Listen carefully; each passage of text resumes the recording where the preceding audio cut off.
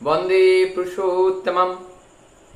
हम देखे हैं जब लोग भोजन करते हैं उस समय निवेदन करने के बाद ही भोजन करते हैं, चाहे वो किसी भी मत पथ अवलंबी हो, तो भोजन को पहले निवेदन किया जाता है। आज हम लोग जानेंगे ये भोजन किन किन को निवेदन किया जाता है, उसके बाद पितृतर्पण से हमारे जीवन में क्या लाभ है। ऐसी कुछ मूलभूत बातें जो परम दयाल श्री ठाकुर जी से हमारे परम श्रद्धा जनार्दन दा के कथोपकथन के माध्यम से ये कुछ बातें निकल के आई हैं, जो हम सभी लोगों के मन में जिज्ञासा रहता है इस चीज़ को जानने का। आज परम दयाल अपने श्रीमुख से उसका उत्तर दे रहे हैं।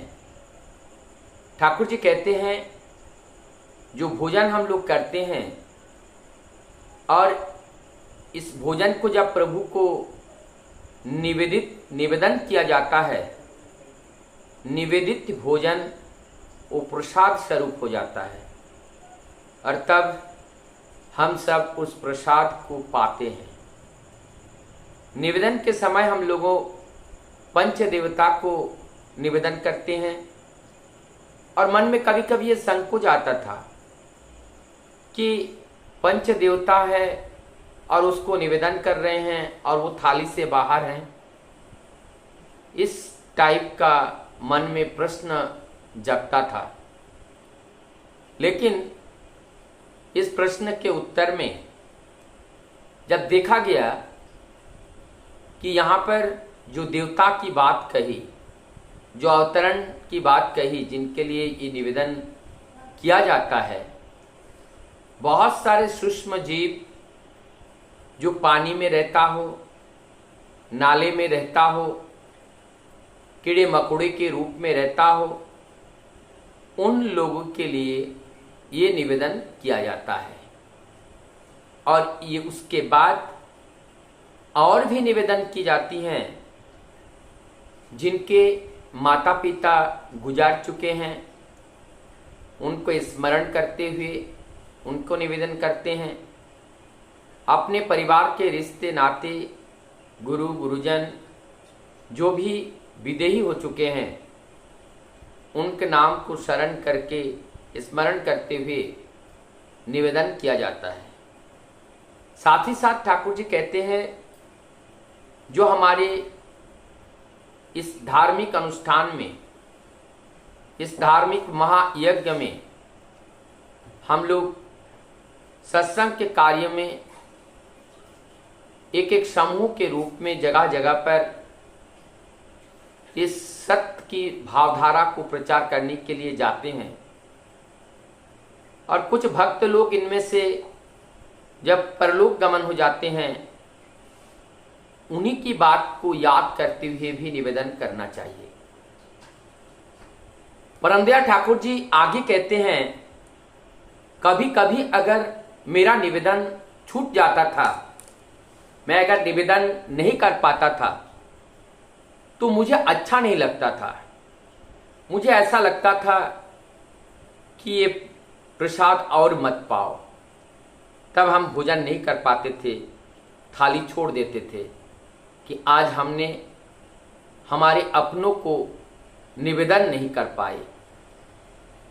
ये जो भाव है, आज परम पुरुष इस निवेदन की बात कर रहे हैं, क्योंकि जब हम प्रत्येक दिन भोजन के समय अपने पितरों को याद करें, अपने सत्संगी गुरु भाइयों को जो विदेही हो चुके हैं उनका स्मरण करें,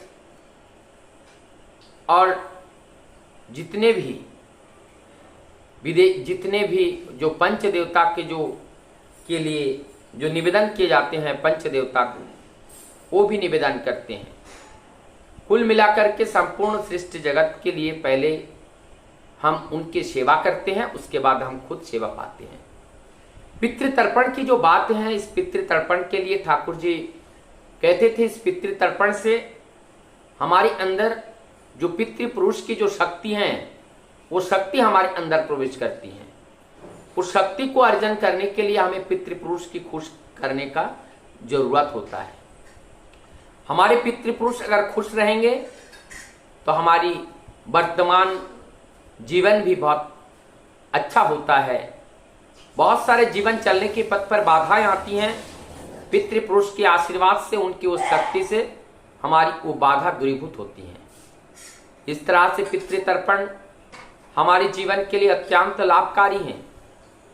और जैसे पंच देवता के लिए हम भोजन ग्रहण करने से पहले निवेदन करते हैं, ठीक उसी प्रकार से पितृतर्पण भी बहुत ही महत्वपूर्ण होते हैं। हमारे जीवन में प्रत्येक चीज, ये देह तो कुछ क्षण के लिए है, उसके बाद देह से भी विरति लेना हो जाता है और तब उभाव देहों के रूप में सूक्ष्म शरीर घूमता रहता है और संपूर्ण जो रिस्पॉन्सिबिलिटी वो सूक्ष्म शरीर का होता है और वो सूक्ष्म शरीर का क्षय नहीं होते हैं।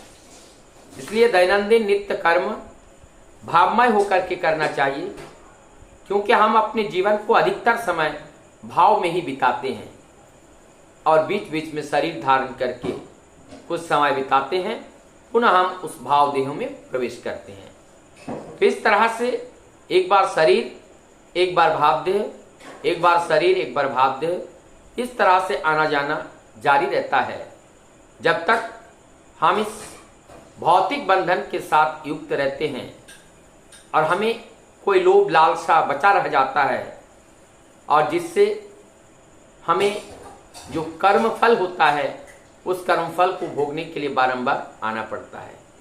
लेकिन एक बार हम इससे बच सकते हैं जब निष्काम कर्म होते हैं, जब कर्म केवल प्रभु के लिए होगा, कर्म केवल प्रभु के उद्देश्य के लिए होगा। अपने लिए कर्म जहाँ पर नहीं है वो कर्म निष्काम कर्म होते हैं। उस कर्म फल भोग करने के लिए शरीर धारण करके हमें इस पृथ्वी पर आने की जरूरत नहीं होती है। प्रभु जब चाहते हैं तब भेजते हैं, तब आकर के उस प्रभु का कार्य करने का अवसर हमें मिलता है।